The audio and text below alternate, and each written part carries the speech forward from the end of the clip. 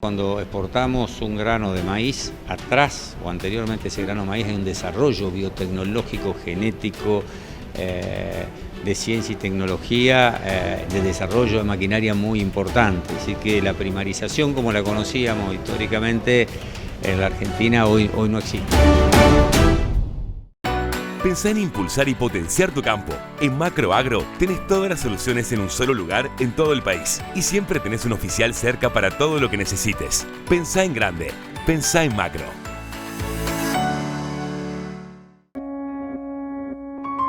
We are Viterra. We are a world-leading agriculture network. We are a network of storage assets, processing facilities, terminales del puerto, logistics, assets, and marketing offices. Folyamatosan fejlesztjük a hálózatunkat. Responding to change and pursuing opportunity. Büszkék vagyunk arra, amit csinálunk, arra, ahogy csináljuk. Temos a missão de conectar a indústria agrícola. To grow our network and build partnerships that last. Welcome to Viterra. Somos REM, la red de manejo de plagas de APRESID. Nos encargamos de reunir a productores, expertos y empresas para generar información y promover el manejo integrado de malezas, insectos y enfermedades. También difundimos la actualidad del manejo de plagas a través de diferentes herramientas como jornadas técnicas, alertas de resistencias, notas y también el mapeo de tanto malezas, insectos como enfermedades. Bueno. Sebastián Rednikov. Good morning. Thank you, Lucia. I'm Carlos Grosso.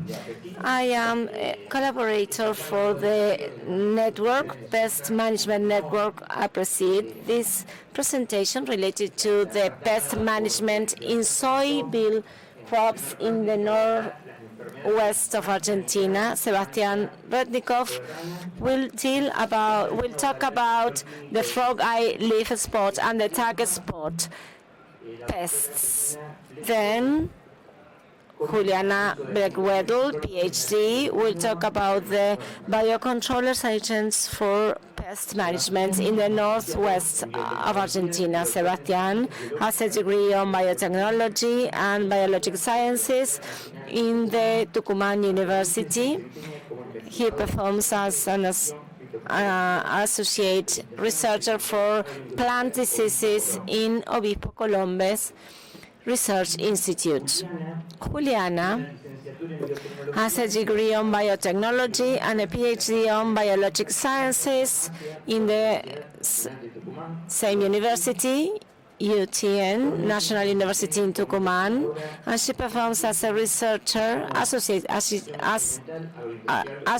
researcher in INTA-NOA, CONICET, and the same research institute in Obispo Colombres.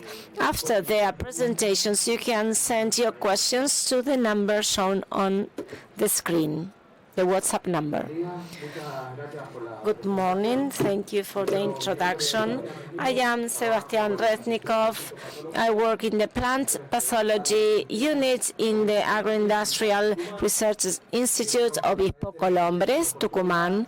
Thank you, APRESID, for this opportunity for presenting today on new challenges in pest management in the Northwest region. I will start by saying that in our region, the frog eye leaf spot was a forgotten pest because genetic resistant biochemicals were used for this disease. Then there was an exchange with intact varieties, and we started seeing this pest in several regions from 7 to 25 severity degree. This agent was found all over the northwest region. We can see NOAA region. We can see the new varieties which are being introduced with Conquista and Lysis, so we need to know about the health profile to take the correct decision in management. Another pest which became prevalent lately is the target spot, Corines porrecacicola. Year after year, the values for incidence and severity were increasing. the most recent picture we got in a good season for developing progression, we saw these pests R3 phenological grade, and the severity was around 25-45%. So both of them, the frog eye leaf spot and the target spot, are polycyclic. They have different cycles during the cropping season. Therefore, we should be careful and alert all the time because it can be detrimental for yield. The grain programs, Programa Granos, has essay and a trial network that enables us to assess the new commercial variables. For this season, the conditions were not optimal, but we in Altos, Catamarca, had conditions where the pests were shown and we could evaluate the new genotypes. This is the initial information, 1 year data, 1 town, but interestingly for the frog eye leaf spot, we saw a differential behavior of these varieties, and almost 70% of these varieties that were marketed are affected by the frog eye leaf spot. Therefore, we should be careful if we are using these products. Of course, further research is required. For target spot, the differential behavior was also seen among the different breeders' products. And within these products affected by the pest, we have a 75%. So there are market genotypes which are really vulnerable or sensible. I will share with you some experiences of chemical assays or trials. The first one was performed in the 2021 season in La Cruz, Tucumán, east region of Tucumán. We wanted to assess 3 double mixture distributed line plus trianosol applied alone plus a fungicide, which was a multi-site fungicide, cuprous oxide, Tylenol, chloride, and mancozeb. You can see the treatments on the slide. R3 was the time of application, and when we analyzed the results, the control had a 30% severity in R6, and we found that all the treatments were different in terms of severity from the control. Multi-site fungicides were not highly effective when applied alone, except of chlorothalonil, which had a better performance. Dual treatment had a good control effect, and we can see here each double treatment and the color arrows when the multi-site fungicide was added. When we added this product, there was not an improvement in the performance of the double treatment because this double treatment was effective by itself for this pest. This is target spot, same findings, 30% for the control group, a bit more severe. Cuprous oxide was not different. Chlorothalonil was the most efficient as compared to those applied alone. Dual treatment has some effect, but not as efficient as for the previous pests. And when we added the multi-site fungicide, we saw an improvement on its effectiveness when the chlorothalonil was added, and this is a statistically significant improvement. For target spot, control was within 22-81%. That's for target spot. For frog eye leaf spot, 23-89%. The control group had a yield of 2,200 kilos, and the increases in yield were within 14 and 585 kilograms. As to conclude, we can say that the use of chemical products reduced the severity for both pests when the mixture was applied alone. Efficacy was higher for the frog eye leaf spot, 74-84%, while for target spot it was 34-45% the range. For the frog eye leaf spot, when the multi-site fungicide was used, efficacy was not increased significantly. However, for the target spot, the addition of chlorothalonil did increase the effectiveness in Stringer and Amistar Extra products. What we can see is that the efficiency in management was higher with chlorothalonil, 40-57 for mancozeb, 35-44 for coprudol, and chlorothalonil 61-81. When the fungicide alone was used, the yield was 14 to 133 kilograms. Mixture on its own, 344 to 405 kilograms per hectare, and when used mancozeb, the range was 217-585 kilograms.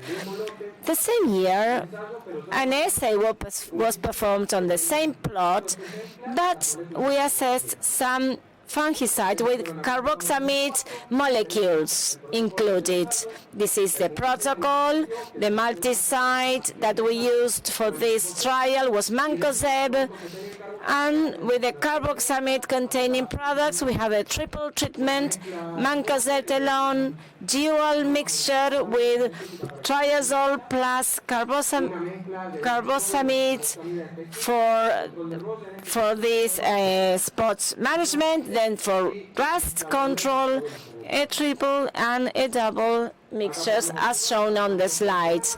For the frog eye leaf spot, you can see that the control group was around 35. Multi-site fungicide was different from the control group, and the best treatment were Orquesta Ultra, Miravis Duo, Krypton Pro, and Priaxor. You can see that this one was a bit not enough, but you know that Elatus is for rust management. For spot, for target spot, control group was about 35%, and all the other treatments had statistically significant differences. The multi-site fungicide had the highest value, as well as the rust-specific mixture, and the best performing treatments were the mixtures, and we can see that when we added the multi-site fungicide did not increase control efficacy because the mixtures by themselves were effective enough. We can see here the effectiveness in the control group, which was in management, which was 25-34 for the frog eye leaf spot. Efficacy was 34 and 90%, almost 90% for the control group.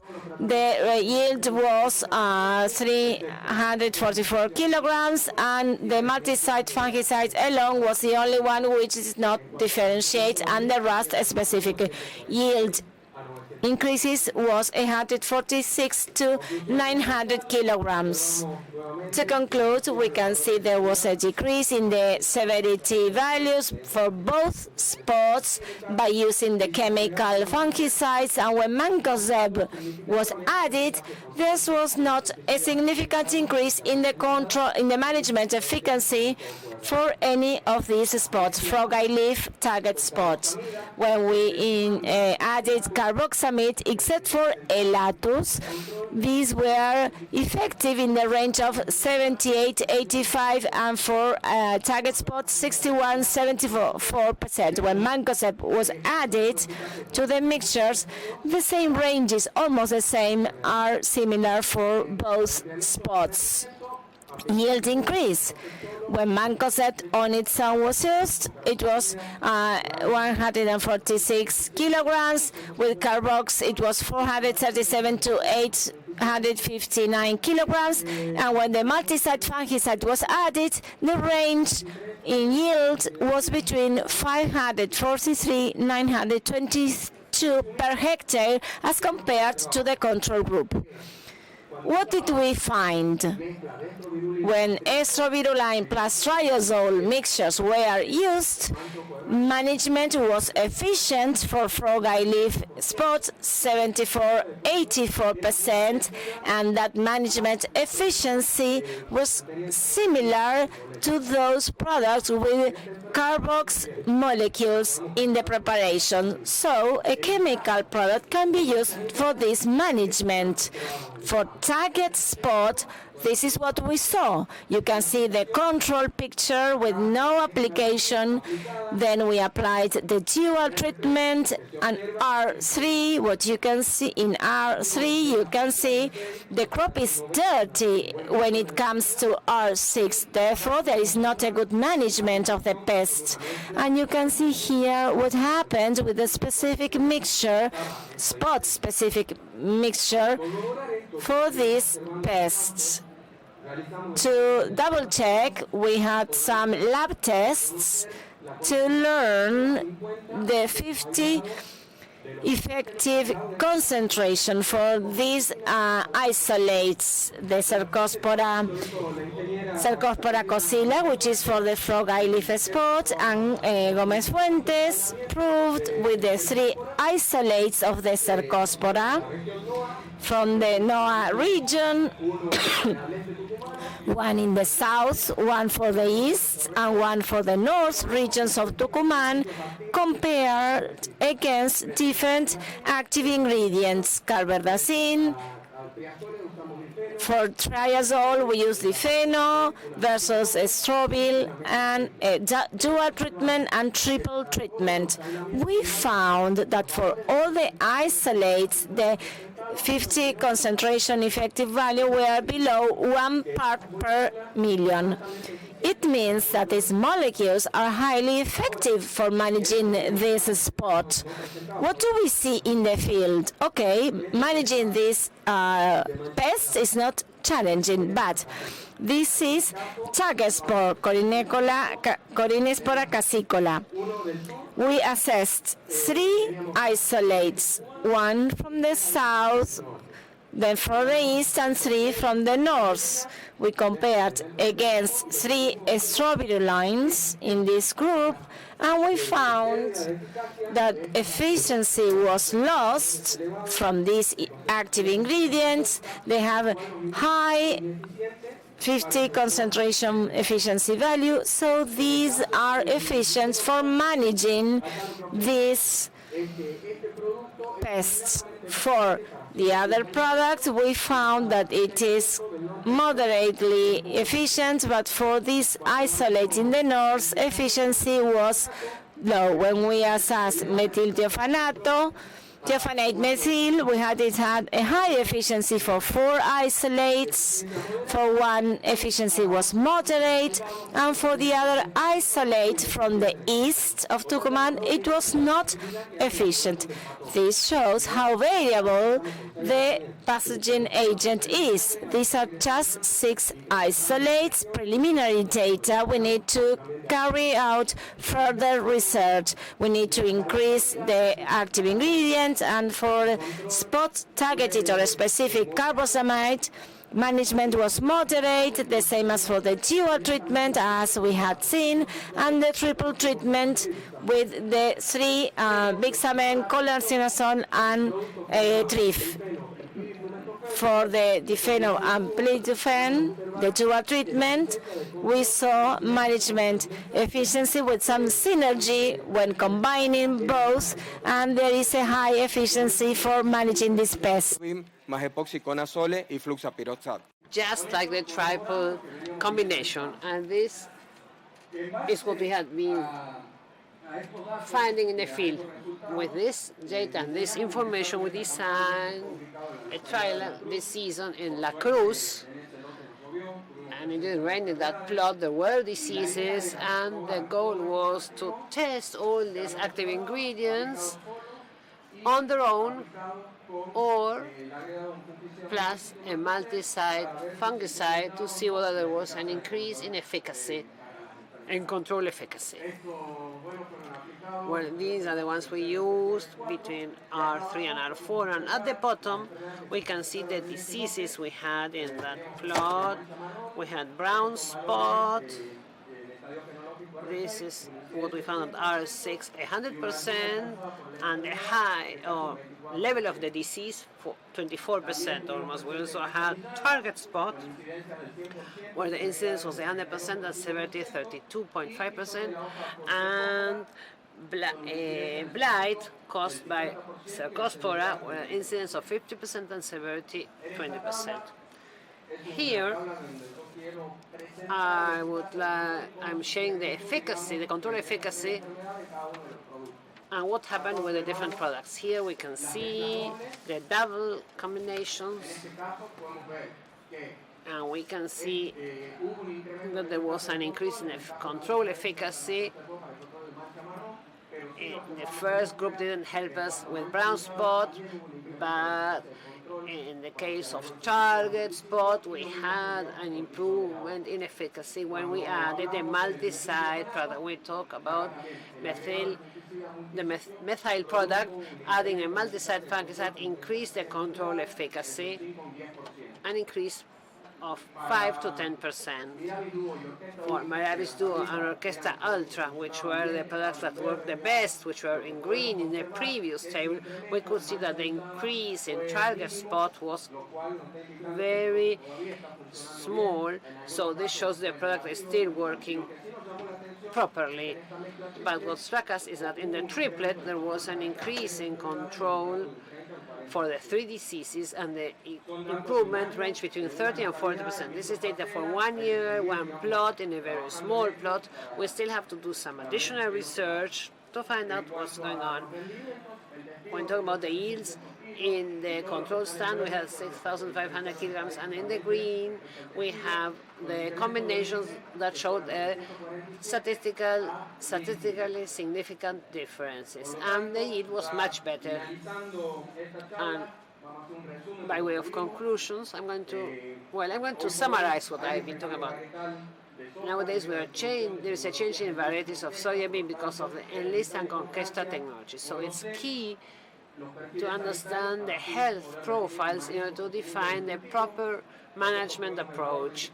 We have assessed 24 genotypes in the field, considering their response to 2 diseases, frog eye spot and target spot, and there were different responses for the different diseases, to the different diseases. So we have to bear in mind this. We have to watch out for these diseases, monitor them in the future seasons, because both diseases are polycyclic, and it's also important, polycyclical, sorry, and it's also important to know the health profile of the seeds and when to use, because in the table you have seen that among the pathogens, some of them have different behaviors, even when faced with the same active ingredient. So I might be buying a problem for myself if I'm using an isolate which would not respond to some active ingredient. And as to the results with the combinations estrobilin plus triazole, when a multi-site fungicide was included, the efficacy increased for the treatment of the diseases I have already mentioned. The same happened with benzimidazole, and in the case of those mixtures including carboxamide, we had improvements with some combinations but not with others. There was an increase in yield as compared to the controls, and when we added the multi-site fungicide, although the difference was not statistically significant, we can see there is a growth in yields when we add a multi-site fungicides. Why is this important? Because these fungicides will operate at different points in the metabolic pathway of the pathogens. So it will attack those pathogens that are not controlled by the other fungicides. So in this way, we prevent the population, we prevent this population from growing.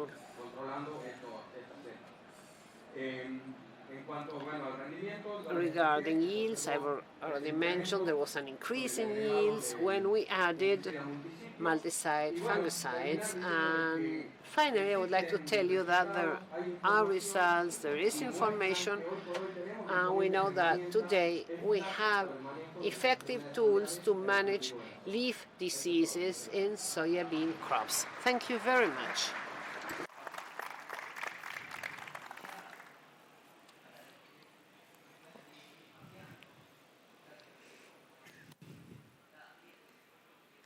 Bueno, buenos días.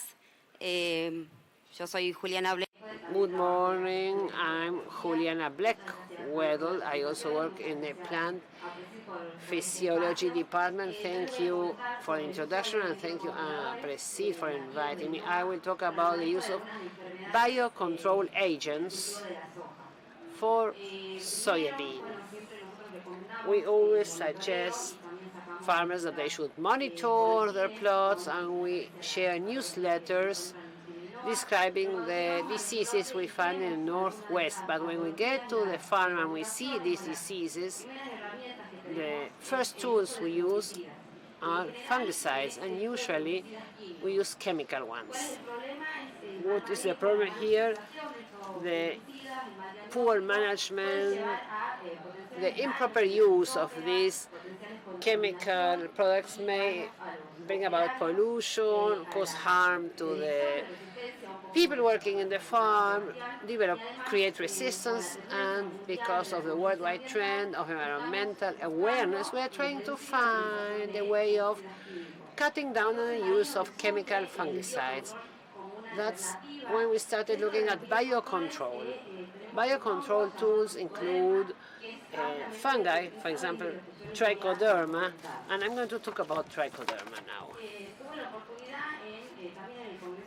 At the APRESID 2021 Congress, I was a virtual participant, and we shared a talk, and the title was Trichoderma from the Farm to the Top Ranking.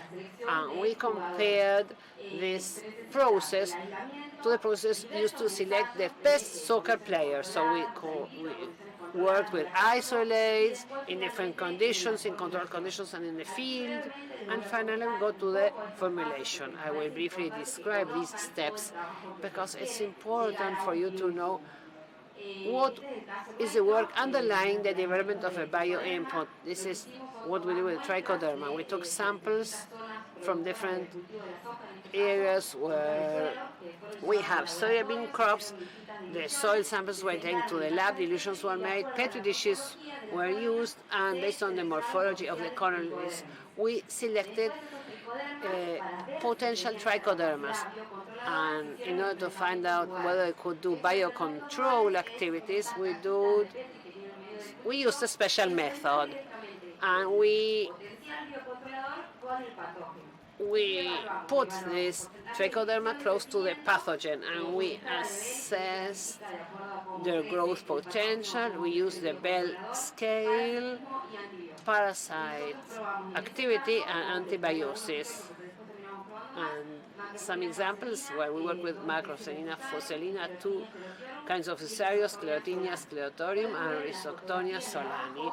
And at the bottom you can see that trichoderma grows in a green color, so it takes up the whole plate and it prevents the pathogen from growing, from multiplying. And on the last picture we can see a specific case of microparasitism. And in these in vitro trials we selected trichoderma number 9, the one that had the highest biocontrol potential. And I'm going to share with you some work we have done vis-a-vis two kind of pathogens, two pathogens. Once we have selected the Trichoderma strain, we had to find a way of using it in the field. So we ran several tests to produce this element. We used different solid substrate. Finally, we got to a solution, and we got the concentration we were looking for. And we ran tests in controlled conditions to assess the rates and select the effective rate and the form of application. So we ran tests in trays, we treated the seeds with biocontrol elements, and we also used them for irrigation. In the first container, you see this is a control one where we don't have a pathogen. In the second one, we do have a pathogen. And we assessed the incidence and the weight, and we selected the right rate and the application methodology. In the field, we also ran tests with this pathogen, the Macrophomina fasciolina. We inoculate the pathogen, and the seeds had been treated with Trichoderma, but we also wanted to find out what was happening when a solution was added. We assessed the seed emergence, we had a look at the roots in R7, and we also worked with colony forming units to find out the best rate. We got very good results. We realized that Trichoderma is able to control the pathogen in the field, the fasciolina, M. fasciolina.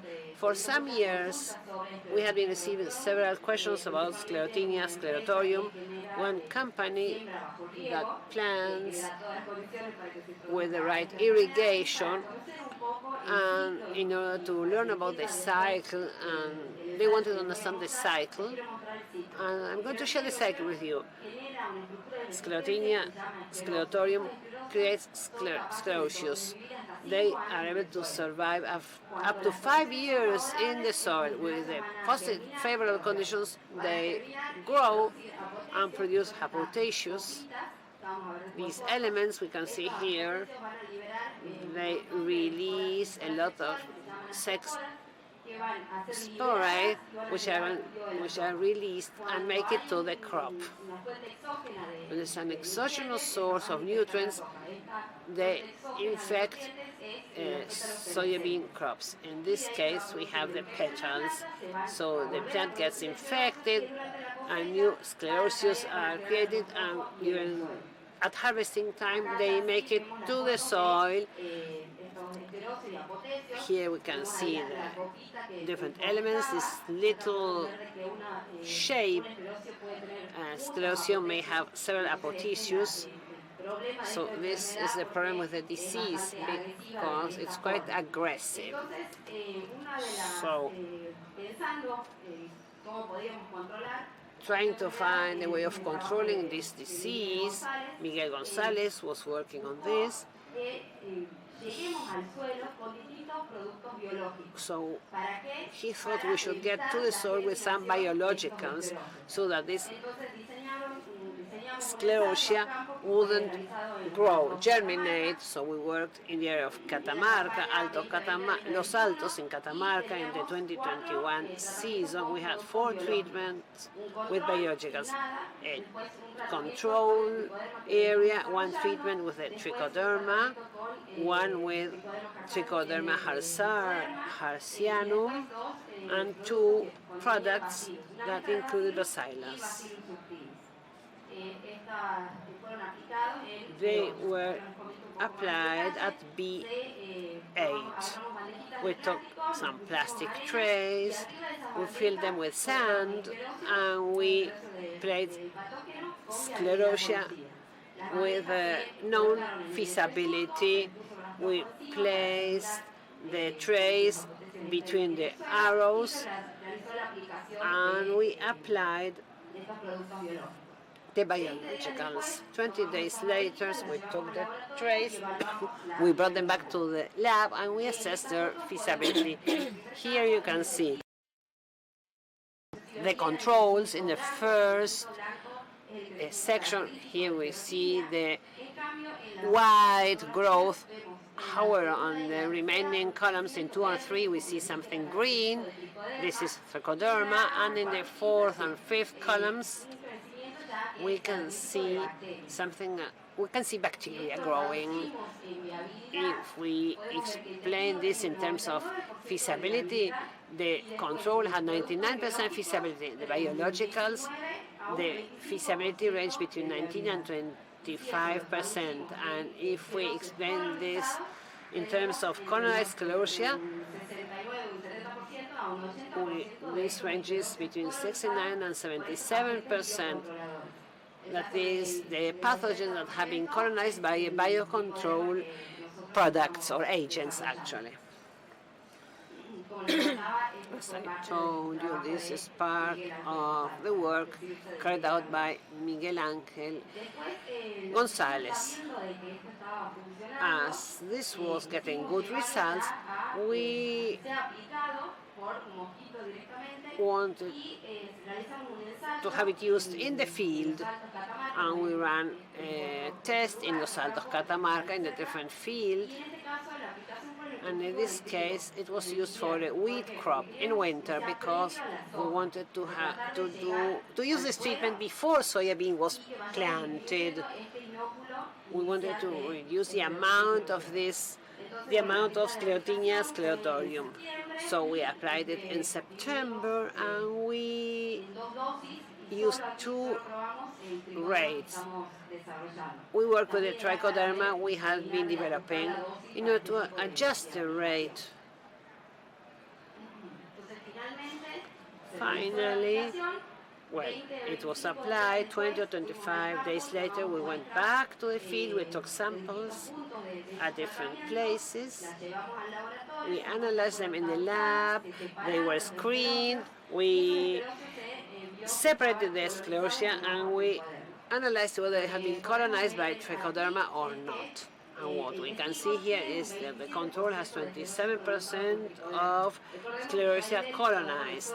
And this is the soil trichoderma. There is native trichoderma in all plots, but when we looked at the application of trichoderma, there is almost 60 or 70% of sclerotia that had been colonized. We improved the colonization by adding the trichoderma we had been working on. So, by way of conclusion, biologicals were effective in bringing down the feasibility of sclerotia in the soil. The trichoderma we are working with was able to colonize this sclerotia in the field using the farmers' equipment, and the use of biologicals. Biologicals are a good tool for the management of several diseases. For example, Sclerotinia sclerotorium. And we have also done some work in M. fasciolina. This is it, and I would like to thank the team that worked with us.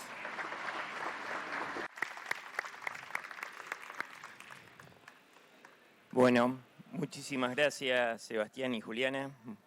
Thank you very much, Sebastian and Juliana. This has been very interesting. And you may now submit your questions to the speakers. There is some time for questions, so, well, and I'm getting some questions. Bueno, esta es para de mancha. Sebastián, for purple spot management, Talonil, is it a good product, or which other products have you used? For the blight by Cercospora kikuchi, it's a very challenging pest or disease. There's a paper by Marcelo Carmona et al. They assessed many isolates which represent almost the whole soybean crops in the country, and they found that estrovirulins can't be managed. Most of them were resistant to this. For benzimidazole, 50% of the isolates were sensitive and the other 50% were resistant. Then we can say it is related to the pathogen in the plot. They also assessed triazole products and they found that these are effective. Depending on triazole, the management efficacy can be attained. For example, the best performing triazole was difenoconazole. Some other, which are more for RAS, were less efficient. However, they were still efficient. They also assessed carboxamide, and they found that these carboxamide do not have an effect, do not have an impact on the pathogen. So they concluded that by the pathogen nature, these active ingredients, carboxamide, were not effective. Of course, if we add a multi-site fungicide, will be useful for management, but this disease requires further research, more data, more in-field assays to mix different products, good control, and different multi-site fungicides should be combined or tested so as to find the most suitable one for managing this pest. If target spot, which are the predisposing conditions for target spot? Can we find this in the north of Buenos Aires or in Santa Fe? In general, for target spot, long hours of wet surface are needed. It is transmitted by seeds. 20-25 centigrades is the ideal temperature for this disease. It is easily confused with the brown spot. At the beginning they look really alike. Once they start growing and you can identify the target drawing, the concentric circles, and you can find the chlorotic ring on the spot. And for the brown spot, the chlorosis is more over all the leaf, on the leaf. I think that you should monitor, diagnose correctly, because sometimes we say, well, this is not a problem that we face, but the thing is that we have not identified the problem. It has happened to us many times. They called us from the lab, we go to the field, and when we they have used the rust pesticide, or they have used the pesticide for the frag eye leaf, and then when you check under the microscope, you see the diagnosis was not correct. So you should be careful. The same for the target spot. Maybe it is there and it is not identified. Thank you. Juliana. Microorganisms. Biologicals can be used combined with chemical fungicides. Yes, we have assessed some compatibilities, some compatible products. When the product is launched to the market, the list of chemical fungicides are listed. We have studied different seed products. For some, trichoderma is compatible. For others, it is not. Certain viability is found, so it is related to the trichoderma variability. But yes, this is important. Some chemical fungicides will affect the biologicals, while some others will not. Thank you. Another question for Juliana.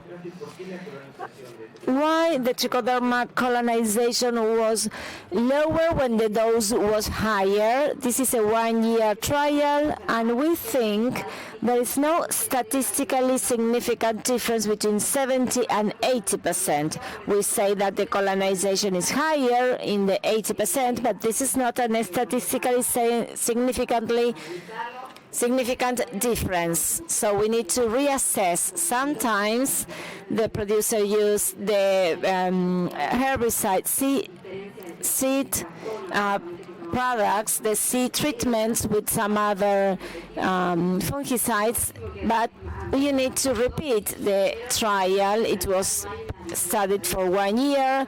We think that the value may be lower with the higher dose, and we think that we can use different proportions of the products with the same difference. We need to continue studying. How do you think the evolution of biologics for the future? Are there any barriers by the grower? And trichoderma, can it be related to soybean? From my viewpoint, I think biologicals today are a trend. There's a demand for biological, particularly for the developed world growers. We attended the World Soybean Conference and we saw that they want to diminish the MGO's products. They use biologicals at high proportions. They want to reduce the chemical fungicides, the herbicides, because of the carbon footprint issue. Today, I think that all the companies have some biologicals in their portfolio, so it is widely used. But I also think that more information is needed, some standardized protocols to assess these products, because the result, the outcome will not be as immediate as with chemicals. So we need to continue learning about them, and if it works, it will be great. For example, I use a seed treatment product, and this product will offer protection for 20 days. That could be great, but what happens after that? Most pests attack soybean crops during the whole period or cycle. So if I can use microorganism, microbial agents along with the seed treatment, so that protection goes beyond the first 20 days attained by the seed treatment, that could be great. This is not a replacement, this is an addition, so that we can have different tools to manage diseases and pests and being more sustainable at the same time and avoid resistance development. Adding to what Sebastián has said, I talked about diseases on the soil. We use a seed treatment that will be an immediate response, but most diseases are seen at the blossoming stage when the crop demands more. So we think it's important, for example, when we assess M. macrophomina fasciolina, we did not use chemicals, but we saw differences with the biological agent.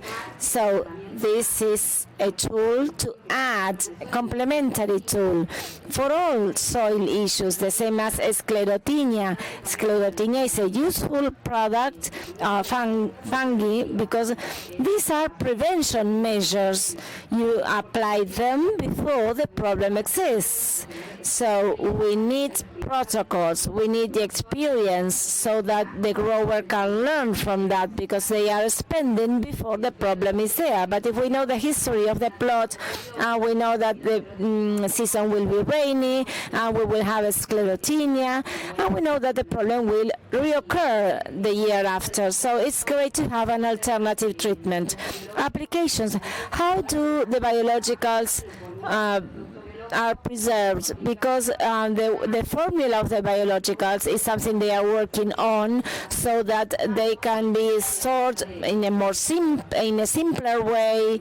And so this is something, the way they are stored, this is something that is being considered to simplify. Can trichoderma relate to maturity? con algunos otros organismos benéficos que tenemos en el suelo. Is it related to maturity? Is it related to other microorganisms in soil? Can we foster the growth of these populations and have a negative effect in the future? No, actually we have not tested this in particular, but when we get samples and we analyze roots, we don't count nodes. This is true, but we don't see a difference. We don't see that there are fewer nodes as compared to the other plants, but we do try to study or use microbial consortium. So that's the idea. We are assessing new microorganisms.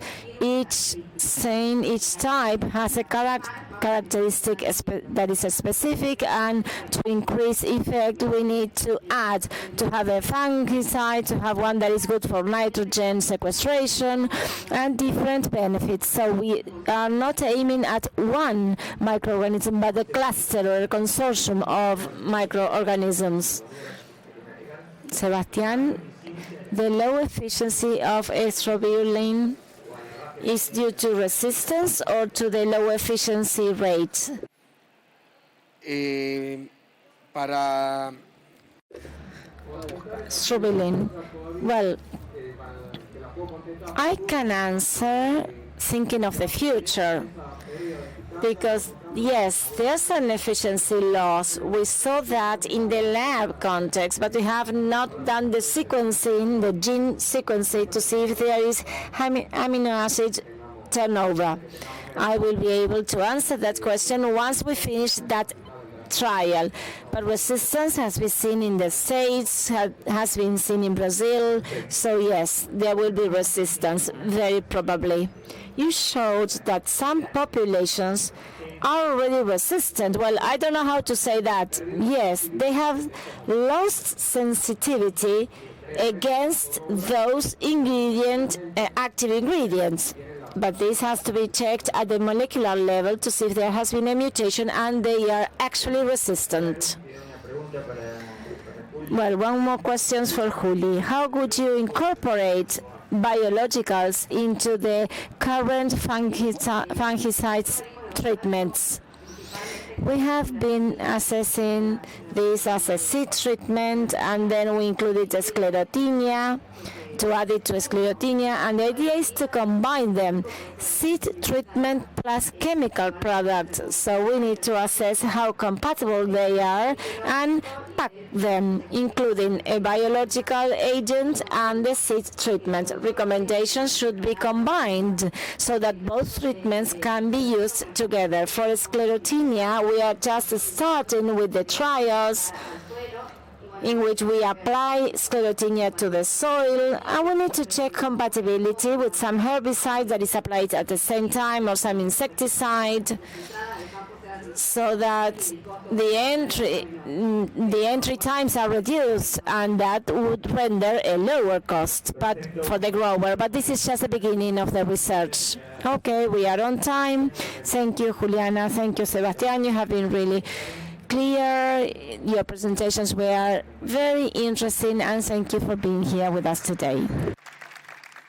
No es necesario estar en el campo para sembrar. En Syngenta creemos que en el campo o en la ciudad sembramos, porque cultivando esfuerzo, solidaridad y diversidad podemos cosechar progreso, empatía, innovación y un futuro mejor. Todos los días podemos sembrar algo nuevo. Syngenta. Hoy no basta con recibir un buen producto. Hace falta la asesoría y el respaldo de quienes lo producen. Hoy mis hijos me acompañan. Me gustaría ser un referente para ellos, trabajando de manera sustentable para dejarles un futuro mejor. El campo da otro paso adelante. El sistema SpeedAgro lleva la eficiencia de aplicación de un 45% hasta un 70%. Entra a speedagro.com o a nuestras redes sociales para asesoría comercial y técnica. SpeedAgro, The Greener Standard.